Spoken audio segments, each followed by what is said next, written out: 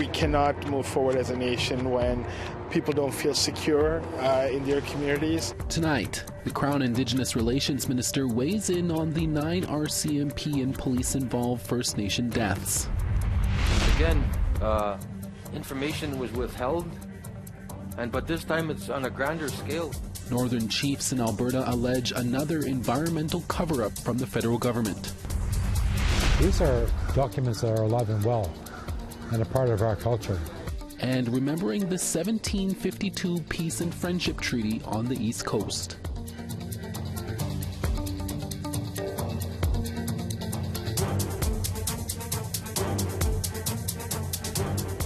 Tansei, good evening. I'm Chris Nachkate. Welcome to APTN National News.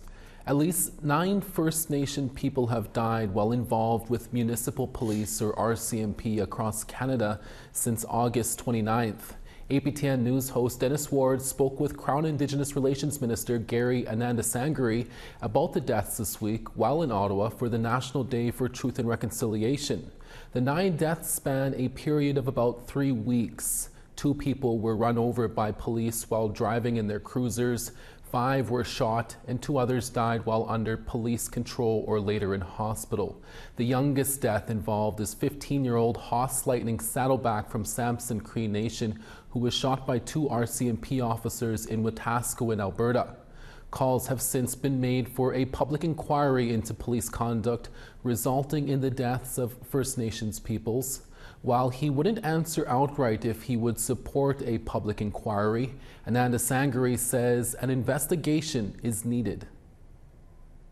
These deaths trouble me greatly, and I have called upon the respective institutions to undertake a review that is independent, that ensures that there's truth, there's justice and accountability. We cannot move forward as a nation when people don't feel secure in their communities, and I do think we need answers, and I'm very supportive of seeking accountability and answers for what's happened, and I fully recognize how deeply troubling this is. Indigenous leaders in northern Alberta are raising the alarm about environmental contamination in their communities. They're pointing fingers at the federal government, who they claim did little to inform the Indigenous community of a polluted dock for almost a decade. As Sarah Connors tells us, this isn't the first time they have dealt with what they say is an environmental cover-up.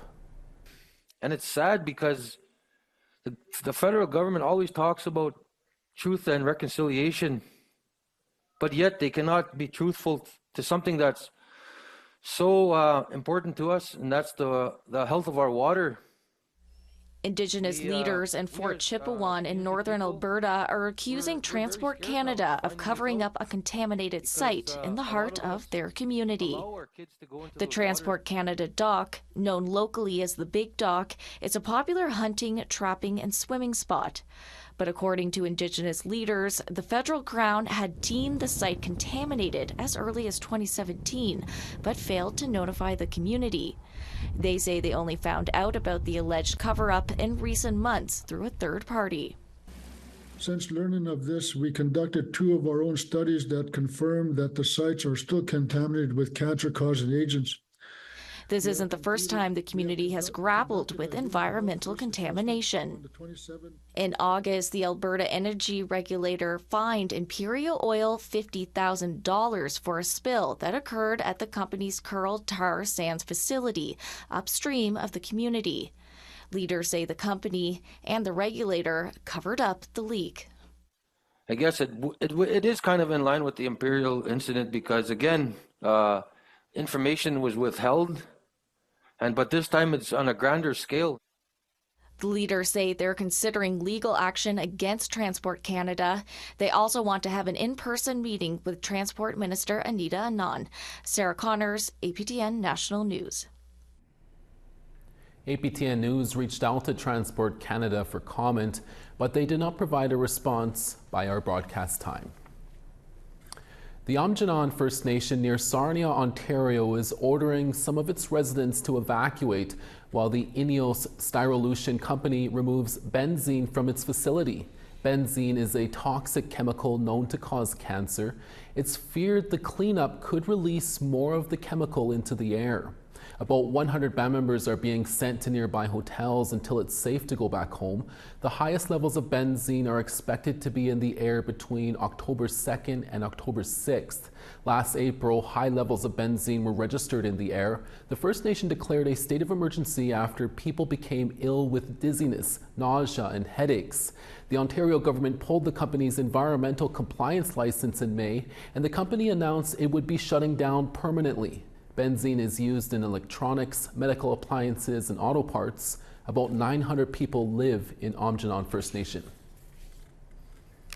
Now to the East Coast, where a progressive conservative candidate in New Brunswick's upcoming election is under fire for a social media post she made on the National Day for Truth and Reconciliation. Now there are calls from Indigenous leaders for her to withdraw from the race. CTV Atlantic's Derek Haggett has the story. In a Facebook post that has since been deleted, Conservative MLA candidate Sherry Wilson has angered First Nations leaders. It was very hurtful. The candidate for Albert Riverview and a sitting cabinet minister appears to have made a comparison to Canada's residential school tragedy and Policy 713, the province's policy on sexual orientation and gender identity in schools. We cannot afford to repeat the tragic mistakes that destroyed the thousands of Indigenous families. Therefore, I am committed to keeping the parents of minor children aware of and involved in their children's development while they are entrusted to our government schools.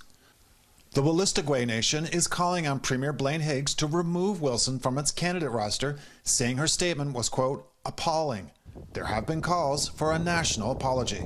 A public apology, and then perhaps take some training. Maybe talk to a residential school survivor so she knows what the difference is between residential schools and the Policy 713. Premier Higgs doesn't think Wilson's post was a comparison that relates to the trauma of residential schools.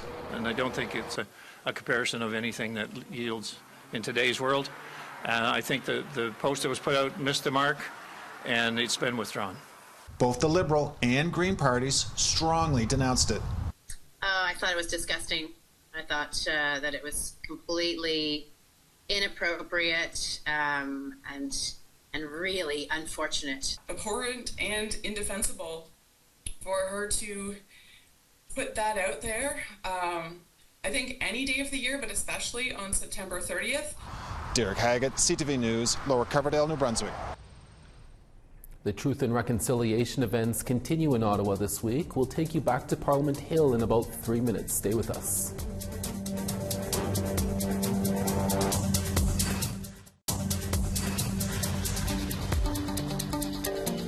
Welcome back. As part of Canada's assimilation policies, many Métis students were sent to federal and church-run day schools. And while students returned home after class, many experienced abuses similar to those who went to residential schools. APTN Sarah Benton sits down with survivor Andrew Carrier at the former site of a Catholic-run day school, and a warning to our viewers: the story mentions physical and sexual abuse. École Saint-Marie is a Catholic-run day school run by the St. Boniface Diocese. And I started here in grade 1 in 1964. And I myself am also a survivor of a day school sexual abuse that occurred here at the age of 7 years old. That was back in 1965. A modest church and childcare center are tucked away in Winnipeg's Old St. Vital neighborhood. But for Andrew Carrier, it's a haunting reminder of the abuse he endured at the former École Saint-Marie day school.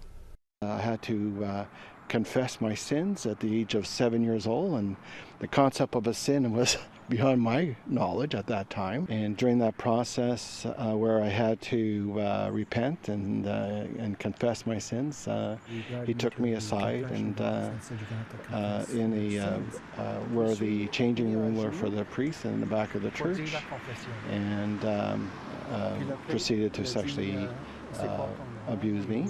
That year I failed grade 2 because of lack of being able to concentrate, and also because of the fear that I would be victimized again by the priests. Carrier is among the estimated thousands of Métis who attended federal and church-run day schools in Canada. Despite being able to go home after school, their experiences often mirror those of residential school survivors. While many Métis attended residential schools, others were sent to day schools or provincial schools. Métis scholar Dr. Tricia Logan said the federal government created a classification system to determine where Métis children should be sent. If they were living closer to a non-Indigenous community or living like a farming, like scriptland or farming life, then they would less likely be taken according to the written classifications. Or if they were living, quote, the Indian mode of life, they would be more likely to be taken. As a child, Carrier lived around the corner from the school. He remembers coming home to tell his mother what the priest did. I distinctly remember my mother reacting very angrily, and I thought she was angry at me. Actually, she hit me because I was distraught, and she slapped me and she said, "Je peux pas t'en parler," which means I don't want you to talk about this. Today, as the Manitoba Métis Federation's Minister of Residential and Day Schools, sharing his experience and connecting with survivors is his mission. He says day school trauma impacts survivors to this day. I've heard of attempted suicides or thoughts of suicides. I've heard a lot of depression. The trauma of surviving this type of abuse is with you for the rest of your life. For survivors and their families, locating records can be exhausting. Logan says school administrators often manipulated records and left Métis off attendance lists, making some ineligible for settlement claims. When Métis children came, or Métis survivors came to claim compensation, their attendance wasn't recorded, or wasn't recorded consistently or fairly. So the reflection of how Métis were treated inside the schools then rippled down to the records, the administration, and the legal cases. In fact, Carrier says the only proof he has of attending École Saint-Marie is his student ID card. That and his memories. We have to listen to the truth before we can look at the healing process. And the truth is this, is that it happened under the watch of the Catholic Church. It happened under the watch of my parents. It happened under the watch of the community. But more importantly, where were our medical and our legal system protecting the families who did speak out at the time? 6 decades on at the site of École Saint-Marie, Carrier holds a sash created in honor of Métis Residential School, Day School, and 60 Scoop survivors. A black thread in here to recognize the hard time that we had to survive in order to be here today. He says it's a reminder that their experiences must never be forgotten. Sierra Bettens, APTN National News, Winnipeg. Thank you, Sierra. The Royal Canadian Legion and a residential school survivors group in Northern Ontario celebrated a 5-year partnership on Monday. The partnership led to a rededication of a survivors memorial in Sault Ste. Marie. This was among several events in the city on the National Day for Truth and Reconciliation. APTN's Mike McDonald reports.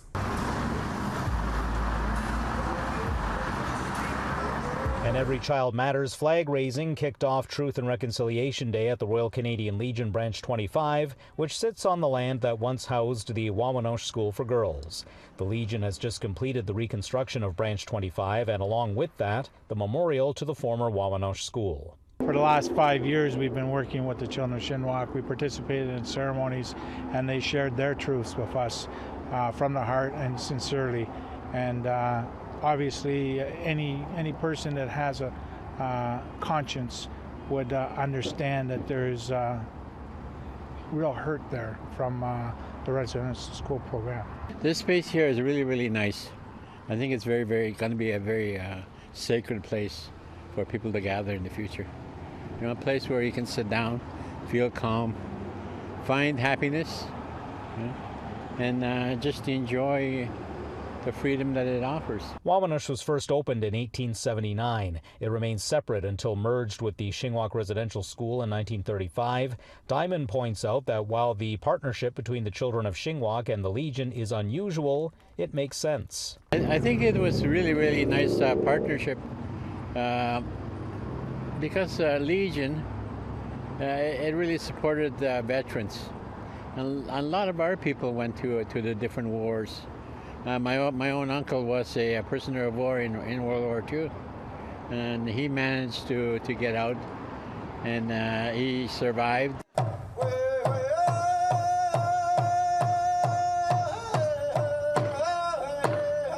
Closing out the day was a candlelight vigil in front of what was once the Shingwak Indian Residential School, now Algoma University. Survivors and local dignitaries took time to share their thoughts and their stories. We are remembering, and the survivors who are here are inspiration to all of us. We're remembering and choosing never to forget and never to let happen again what took place right here, which is supposed to be an institution of learning where families were brought to unlearn their culture, unlearn their language. I am so grateful to all of you for sharing your wisdom, for sharing your stories. I was very bad when I was here. No, I wasn't bad. I was normal, but I was a rebel. I got hit all the time. I won't mention any names, but there was a woman here that used to hit me over the head all the time with a stick. One of those sticks, hardwood sticks that's on plungers. So every time she'd leave her room, I'd go and steal it out of her and throw it out the window. There was a big pile of them in the springtime. You know, we're aging, and we need you. We need your youth, and your smarts, and your willingness to carry this on. I'm tired of doing projects now. It takes a lot of energy and effort, but it's worth it in the end. Mike McDonald, APTN National News, Sault Ste. Marie. Truth and reconciliation events didn't just end on Monday. On Tuesday, the orange residential school survivors flag was re-raised on Parliament Hill. The ceremony happened in front of Parliament's Welcome Centre. Crown Indigenous Relations Minister Gary Anandasangri helped raise the flag. It was first erected here 2 years ago, with the current location supposed to be a temporary one, but a permanent place for the flag has yet to be determined. Elder and residential school survivor Dennis Saddleman explained the flag's importance. There's a lot of work between us and the government, between us and the churches, and between us and our healing. The survivor's flag represents we are still fighting for justice. We are still fighting for freedom to live on our own land. The survivor's flag means we are warriors. APTN's Angel Moore will take us to this year's Treaty Days in Halifax. That story when we're back in less than 3 minutes. Stick around.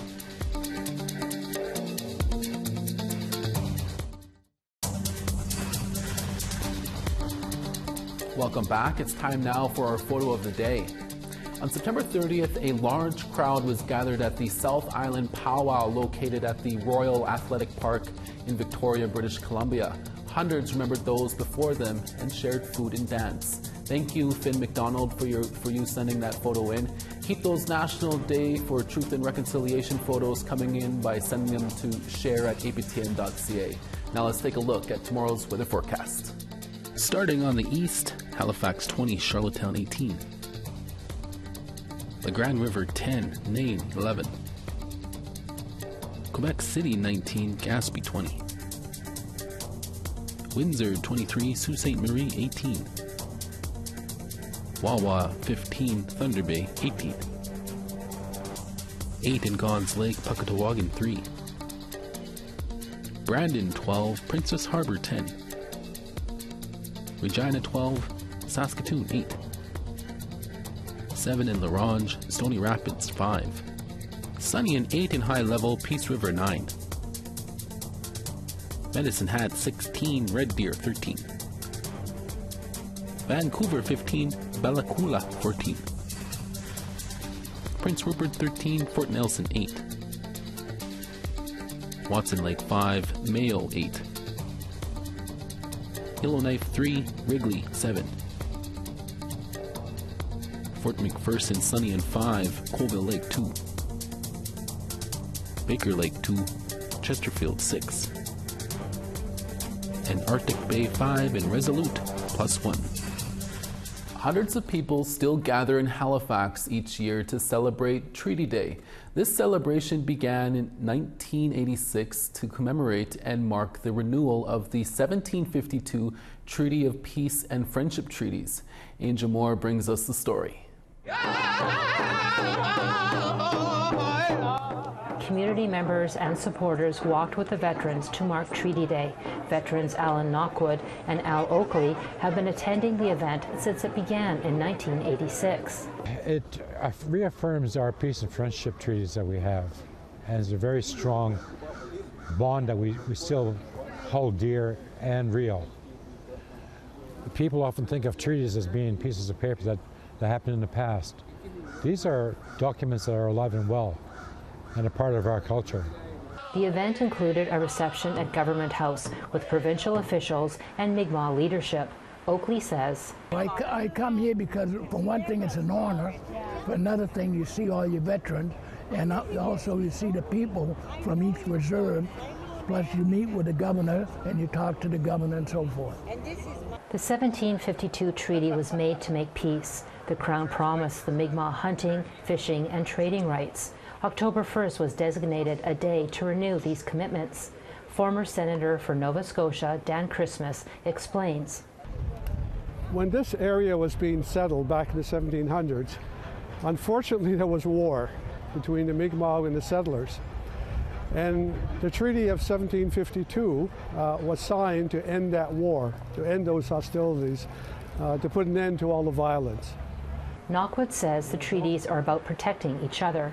But also we're smug in this, and we defend our treaty obligations as well.